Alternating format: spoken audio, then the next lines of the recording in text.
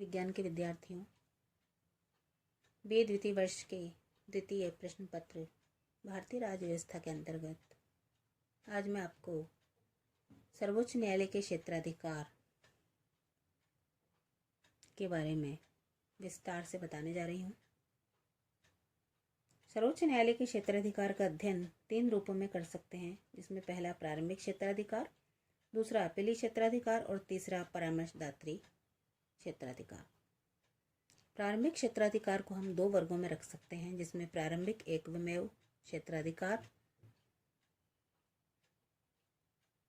जिसमें दुर्गादास बसु ने कहा है कि यद्यपि हमारा संविधान एक संधि या समझौते के रूप में नहीं है, फिर भी संघ तथा राज्यों के बीच व्यवस्थापिका तथा कार्यपालिका संबंधी अधिकारों का विभाजन किया गया है।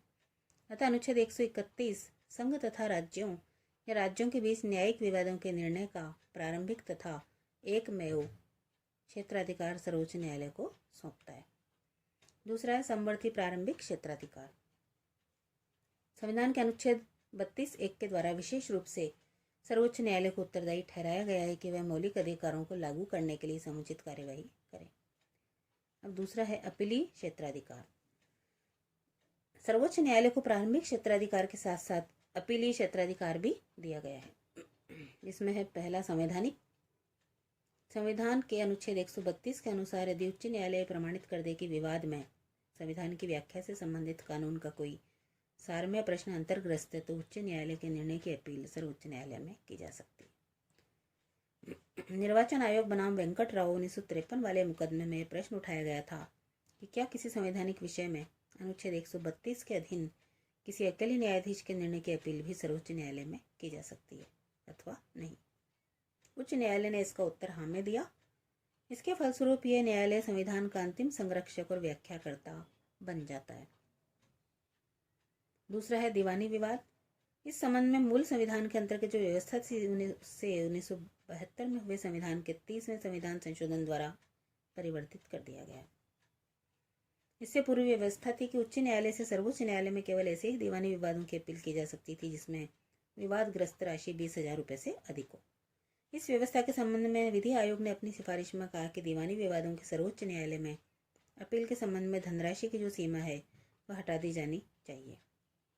इस सिफारिश के अनुसार 30वां संवैधानिक संशोधन किया गया, जिसके द्वारा अनुच्छेद 133 को संशोधित करते हुए धनराशि की सीमा भी हटा दी गई और यह निश्चित किया गया कि उच्च न्यायालय से सर्वोच्च न्यायालय में ऐसे सभी दीवानी विवादों की अपील की जा सकेगी जिसमें उच्च न्यायालय द्वारा यह प्रमाणित कर दिया जाए कि इस विवाद में कानून की व्याख्या से संबंधित सारपूर्ण प्रश्न अंतर्ग्रस्त हैं।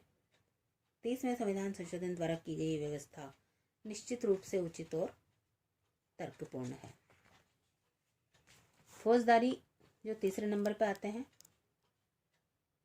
फौजदारी विवादों में भी उच्च न्यायालय के निर्णय की अपील निम्न परिस्थितियों में सर्वोच्च न्यायालय में की जा सकती है। पहला, यदि उच्च न्यायालय ने अपील प्रस्तुत होने पर किसी व्यक्ति की उन्मुक्ति का आदेश रद्द कर उसे मृत्युदंड दिया हो। दूसरा, उच्च न्यायालय ने अधीनस्थ न्यायालय से अभियोग विचारार्थ अपने पास मंगवाकर अभियुक्त को प्राणदंड दिया हो। तीसरा, अगर उच्च न्यायालय प्रमाणित कर दे कि विवाद सर्वोच्च न्यायालय द्वारा विचार के योग्य है तो अपील की जा सकती है। चौथा, जो विशिष्ट अपील का प्रकरण है, यद्यपि संविधान के अनुच्छेद 132 से 134 में उच्च न्यायालय के निर्णय के विरुद्ध सर्वोच्च न्यायालय में अपील की व्यवस्था है, लेकिन फिर भी कुछ ऐसे मामले हो सकते हैं जो उपयुक्त श्रेणी में नहीं आते, लेकिन जिनमें सर्वोच्च न्यायालय का हस्तक्षेप आवश्यक हो सकता है। अतः अनुच्छेद 136 के द्वारा साधारण कानून से भिन्न अपील संबंधी विशिष्ट अधिकार सर्वोच्च न्यायालय को सौंपा गया है। अब हम चर्चा करते हैं कि विशेष अदालतों की व्यवस्था और विशेष अदालतों से सर्वोच्च न्यायालय में सीधे अपील की व्यवस्था।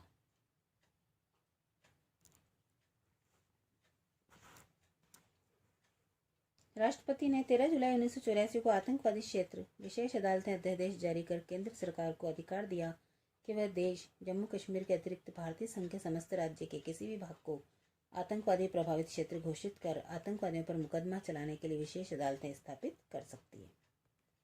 अपीली क्षेत्राधिकार के दृष्टिकोण से भारत का सर्वोच्च न्यायालय विश्व में सबसे अधिक शक्तिशाली है।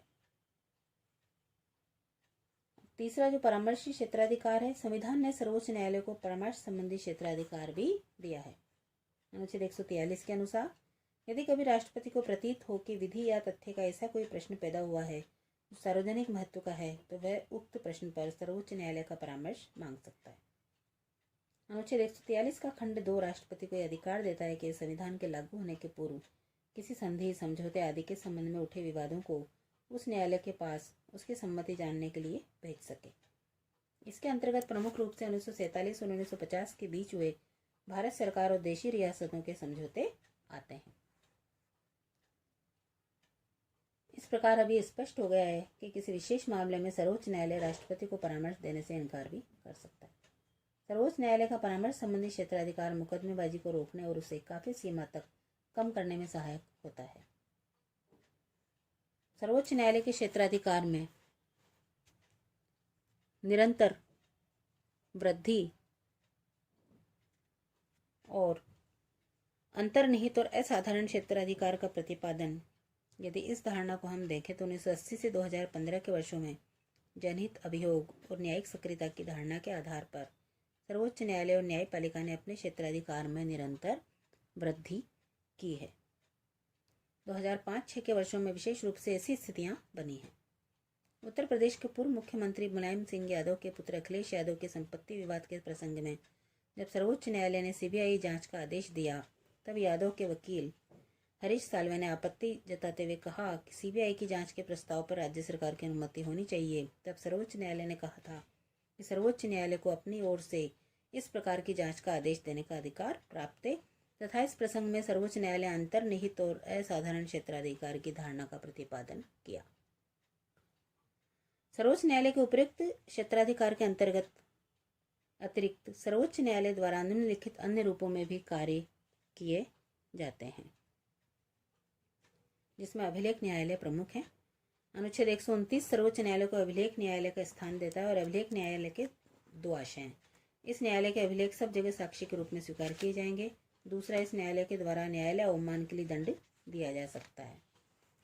दूसरा है मौलिक अधिकारों का अभिरक्षक। भारत का सर्वोच्च न्यायालय नागरिकों के मौलिक अधिकारों का अभिरक्षक है। अनुच्छेद 32(1) ने सर्वोच्च न्यायालय को विशेष रूप से उत्तरदायी ठहराया है कि वह मौलिक अधिकारों को लागू करने के लिए समुचित कार्यवाही करे। न्यायालय मौलिक अधिकारों की रक्षा के लिए बंदी प्रत्यक्षीकरण, परमादेश, प्रतिषेध, अधिकार परीक्षा और उत्प्रेषण के लेख जारी कर सकता है। किसी व्यक्ति के अधिकारों पर आक्रमण होने पर वह सर्वोच्च न्यायालय की शरण ले सकता है।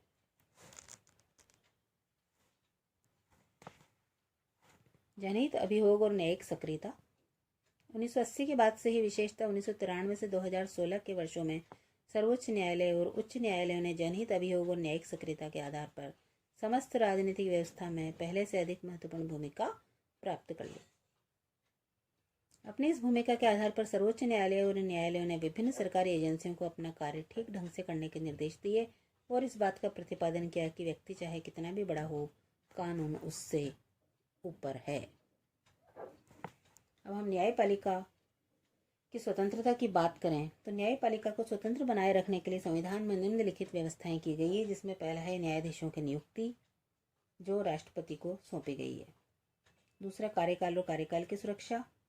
तीसरा, वेतन पर्याप्त और संसदीय नियंत्रण से परे। चौथा, कार्य प्रणाली के नियमन हेतु नियम बनाने की शक्ति। पांचवा, कर्मचारी वर्ग पर नियंत्रण। छठा, उन्मुक्तियां। सातवां, अवकाश प्राप्ति के बाद वकालत करने पर प्रतिबंध। अब हम चर्चा करते हैं कि न्यायाधीशों के लिए आचार संहिता यानी न्यायिक जीवन के मूल्यों का पुनर्कथन। लगभग 3 दशक से भी अधिक से ये बात सोची जा रही है कि न्यायाधीशों के लिए भी आचार संहिता होनी चाहिए। अतः 6 दिसंबर 1999 को भारत के मुख्य न्यायाधीश की अध्यक्षता में संपन्न मुख्य न्यायाधीशों के वार्षिक सम्मेलन में एक 15 सूत्रीय आचार संहिता बनाई गई। और इस आचार संहिता को अपनाने के बाद इसकी प्रमुख बातें हैं कि प्रत्येक न्यायाधीश के लिए पद ग्रहण के बाद एक निश्चित समय के भीतर संबंधित मुख्य न्यायाधीश के समक्ष अपनी उस संपदा और निवेश को अनिवार्य रूप से घोषित करना होगा जो उसके अथवा पत्नी या आश्रित संतानों के नाम से है। मुख्य न्यायाधीश भी रिकॉर्ड के लिए इसी प्रकार की घोषणा करेंगे।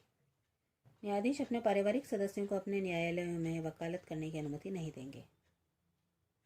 तो इस प्रकार से मुख्य न्यायाधीश आदर्श सेन आनंद ने इस अवसर पर कहा था कि लोकतांत्रिक व्यवस्था में प्रभुसत्ता जनता में निहित होती है, अतः सार्वजनिक पद ग्रहण करने वाला प्रत्येक व्यक्ति जनता के प्रति उत्तरदायी होना चाहिए। धन्यवाद।